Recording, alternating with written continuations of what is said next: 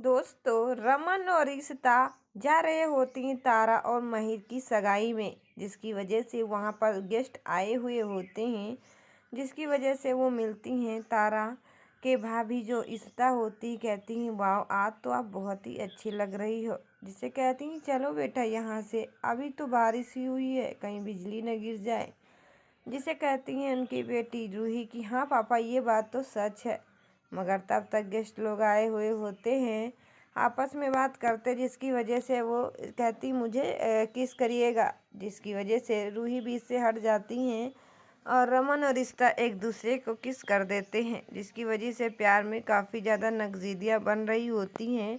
किसी को भी अंदाज़ा नहीं होता है, फिर भी एक दूसरे से कहते हैं मुझे कुछ ना कुछ तो करना ही पड़ेगा, क्योंकि अब मैं भी चुप नहीं रहूँगी, बहुत हो चुका है। एक बार नहीं वो सोचती हैं, फिर भी किसी को अंदाज़ा नहीं लगाती हैं।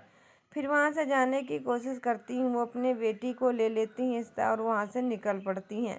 तब तक यहाँ पर तारा की हाथों में मेहंदी लग रही होती है और ईशिता की बेटी रूही कहती है मम्मा मुझे भी पूरे हाथों में मेहंदी लगवानी है। जिसे तारा कहती है नहीं बेटा मेहंदी नहीं लगवाते, जब जिसकी सगाई होती है वो मेहंदी अपने हाथों में पूरी तरीके से लगाता है। जिस कहती हैं हाँ पापा मुझे बहुत ही अच्छा लग रहा है। वो मेहंदी लगाना शुरू कर देती है। वहाँ पर तारा को मेहंदी लग रही होती है, साथ में ईशिता भी बैठी हुई होती है। ईशिता कहती हैं जब आप बड़ी हो जाओगी तो मैं आपकी शादी कर दूँगी और खूबसूरत दूल्हा भी लेकर आऊँगी। जैसे कहती हैं हाँ मम्मा मुझे शादी भी करनी है और दूल्हा भी बहुत ही अच्छा लेना है। तब तक कुछ गाँव की औरतें बवाल कर रही होती, कहती हैं कि महिर की शादी तो हो रही है मगर सिमी उनके घर वाले नहीं दिखाई दे रहे हैं। इसकी आपस में बात करते हुए उन औरतों से बात करती कहती मुझे भी समझ में आ रहा है।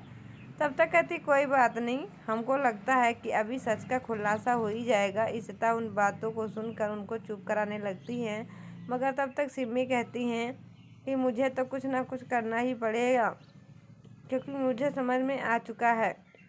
वहाँ पर रमन गेस्ट से मिलता है और चुप रहते हैं, हाथ जोड़कर भी कहते हैं प्लीज़ आज सगाई हो जाने दीजिएगा, उसके बाद जो होगा वो मुझे मंजूर है, मुझे अंदाज़ा भी है। तब तक वहाँ पर टंडन मिलते हैं, रमन से कहते हैं हाय टंडन कैसे हो। टंडन से रमन कहता है कि मैं तो ठीक हूँ, मगर आपस में महिर से बात कर रहे होते हैं। कहते नहीं ऐसे नहीं करते, वो मेरे घर गेस्ट हैं और मैं उनसे रिश्ता जोड़ना चाहता हूँ ना कि मिटाना। इसलिए शगुन और खन्ना भी आए हुए होते हैं इस तारा और महिर की शादी में, जिसकी वजह से वो आपस में बात करते ही बहुत ही ज़्यादा सोच में पड़ जाते हैं और उनको अंदाज़ा भी हो जाता है। तब तक वहाँ पर पूरी फैमिली एक तरफ हो रही होती है, दूसरी तरफ पूरा परिवार, और उनको अंदाज़ा भी हो जाता कि हाँ जैसा भी है सच है, किसी को भी समझ में नहीं आता। मगर वो शगुन देखती हैं, कहती ये वही रमन और ईशिता जो रमन मेरे से प्यार करता था। और वो सिमी तब तक वो ड्रिंक करने लगती, सिमी के पास शगुन जाती, कहती हाय सिमी कैसी हो, मगर सिमी बात नहीं करती, वो वहाँ से चली जाती हैं। मगर तब तक वो टंडन के पास पहुँचती शगुन ईशिता और रमन के बारे में बता रही होती, कहती हैं रमन सिर्फ और सिर्फ मुझसे प्यार करता था, आखिर में वो शादी तो किया ईशिता से। टंडन कहता है कि वो शादी कोई और नहीं बल्कि मैं ही कराया था। आप शादी या प्यार करती तो मानती हूँ, मगर वो अब नहीं, पहले की बात आज पार्टी में क्यों ओपन कर रही है। शगुन जिसे शगुन के पैरों तले ज़मीन खिसक जाती है, तो वही सोचती कहीं ऐसा ना हो जाए कि ये मिस्टर टंडन उन्हीं की बात सुने और मेरी बातों पर थोड़ा भी यकीन ना दें, जिसकी वजह से वो चुप हो जाती और किसी की बात को लेकर अंदाज़ा भी नहीं लगाती हैं। तब तक वहाँ पर विभू और वनिका पहुँची हुई होती हैं। वनिका कहती हैं कि लो, तब तक महिर देखकर उन्हें बहुत ही हैप्पी हो जाते हैं। महिर कहते हैं मैं तो वनिका से प्यार करता हूँ, मगर अब मैं क्या करूँ। विभू तो वहाँ से चला जाता है, बुला कर ले जाती हैं, मगर तब तक वहीं पर उनकी भाभी जो ईशिता है वो वहीं खड़ी रहती, कहती हैं कि हाँ आज आप आ गई है वनिका, बहुत ही अच्छा लग रहा है, चलो वहाँ कमरे में चलो, मैं अभी आ रही हूँ। जिसे वनिका वहाँ से जाने का नाम लेती नहीं, कहती मैं पहली बार तो मिली हूँ महिर से, अब मुझे कुछ बातें याद आ रही हैं, मेरे को याद आने दो।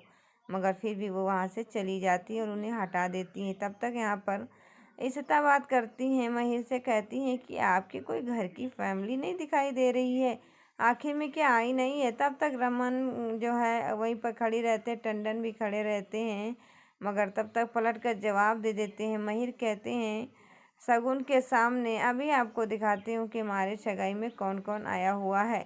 मिस्टर खन्ना और टंडन सब लोग आपस में बात करने की कोशिश करते, बट उनकी बात कोई मान ही नहीं रहा होता। कहती मुझे कुछ ना कुछ तो करना ही पड़ेगा। वो वहाँ से सोचकर काफ़ी दूर निकलने की कोशिश कर रही होती हैं और चुप्पे रहती हैं, मगर तब तक टंडन से सारी बात शगुन कह देती है। मगर टंडन शगुन की सारी बातों को लेकर थोड़ा भी इंटरेस्ट नहीं रखते और बात भी नहीं समझते। कहते मुझे आपकी बातों पर थोड़ा भी विश्वास नहीं है और आप लोग चुप हो जाइए। तब तक वहाँ पर वेदिता और उनके ससुर जी खड़े हुए होते हैं, साथ में शगुन भी होती हैं और वहाँ पर अनाउंस कहते हैं कि विभू और वंदिका आ जाएं, डांस करें और बहुत अच्छा है। जब वहाँ पर अनाउंस होने लगता है, जो होते हैं गायक कलाकार, जिसकी वजह से उधर से आ जाती हैं वंदिका और वहाँ उधर से आ जाते हैं महिर भी खड़े रहते हैं। महिर कहते हैं मेरे सपनों को चूर चूर मत करो प्लीज़ वंदिका, विभू के साथ डांस मत करो। मगर विभू के साथ वो डांस करने में काफ़ी ज़्यादा मगन होती हैं और उनकी बात भी बहुत ही अच्छी लगती है उनको। वो कुछ कह नहीं पाते। कहती है मैं क्या कहूँ, मेरा दिल तो टूट ही रहा है।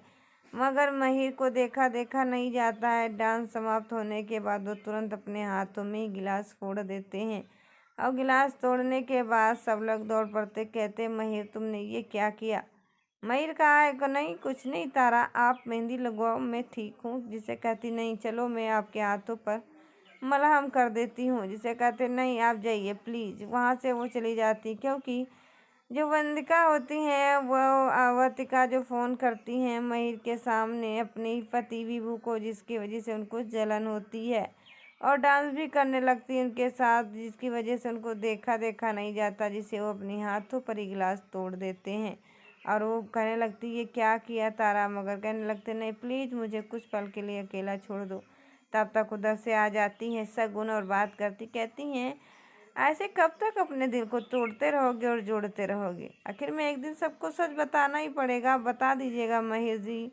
महिर कहते हैं प्लीज़ आप मुझसे दूर रहिएगा। अगर आपको धोखा रमन भाई से मिला है तो इसमें मेरी कोई गलती नहीं है और मुझे आपसे कोई भी बात नहीं करनी है। प्लीज़ आप यहाँ से जा सकते हो और बिल्कुल हमें नहीं पता कि आप ऐसी बातें क्यों करती रहती हो। आपस में बात करके वहीं पर इशिता पहुंची हुई होती हैं। शगुन और महिर की बातें सुनते ही इशिता के बहुत ही ज़्यादा रोंगटे खड़े हो जाते। वो कहती हैं लो जो हुआ सो अच्छा हुआ, ये तो दोनों लोग आपस में बात कर ही रहे हैं, मुझे कुछ तो करना ही पड़ेगा। वो सोचकर वहीं पर चुप रहती। मगर जब वहाँ पर उनके हाथों में पट्टी करना शुरू कर देती। कहती कि सच में महिर आपको प्यार करना है शगुन से या फिर युवतिका से, आप बता दीजिएगा ना, क्योंकि आप मेरे से दबते नहीं हो। कहते हैं मेरी फैमिली तो नहीं आई, बट फैमिली में कमी ही क्या है। रमन भाई है मेरी फैमिली में और इशिता भाभी आई हैं, इससे बड़ी मेरी फैमिली हो ही नहीं सकती है। जिसकी वजह से इशिता महिर को अपने गले से लगा लेती और कहती हैं कि हाँ अगर मैं आपकी शादी में पड़ी हूँ तो आपकी शादी फाइनल ही करके मानूंगी, क्योंकि उसमें कोई भी कमी नहीं होने दूंगी। ये बात महिर से कर रही होती है। मगर शगुन कहती चलो कोई बात नहीं, जैसे तुम हो वैसी सोच है तुम्हारी, मुझे आपसे बात नहीं करनी है। ये बात करके वहाँ से जा रही होती हैं और तब तक बीच रास्ते में मिल जाती हैं इशिता। कहती शगुन आप क्या कह रही हो बताइए। शगुन कहती हैं नहीं मुझे नहीं पता, मैं आपके ही पति से प्यार करती थी और आपने मेरे पति को अपना पति बना लिया, इसलिए मैं आपसे क्या बात करूं, प्लीज़ आप यहाँ से चली जाओ। ये बात करते करते बहुत ही ज़्यादा शॉक्ड हो जाती है, उनको अंदाज़ा भी नहीं होता कि मैं कह भी क्या रही हूँ। वहाँ तक चुप हो जाती है महिर, कुछ नहीं कहता। वंदिका का डांस देखकर बहुत ही ज़्यादा शॉक्ड होने लगते हैं। मगर तब तक बाला सराहते कहते हैं इशिता और अमन की जोड़ी तो बहुत ही परफेक्ट लग रही, उसी तरीके से तारा और महिर की भी जोड़ी लगेगी, मगर हमें कुछ नहीं सबको बताना होगा। ये बात सुनकर वहीं पर चुप हो जाती हैं। मगर तब तक उनकी माँ और सब लोग आ जाती हैं। तो दोस्तों आपको क्या लगता है, क्या सच में अब अपना सच बताने वाला है महिर तारा के सामने? तो राय मुझे ओपन कमेंट सेक्शन में ज़रूर बताना।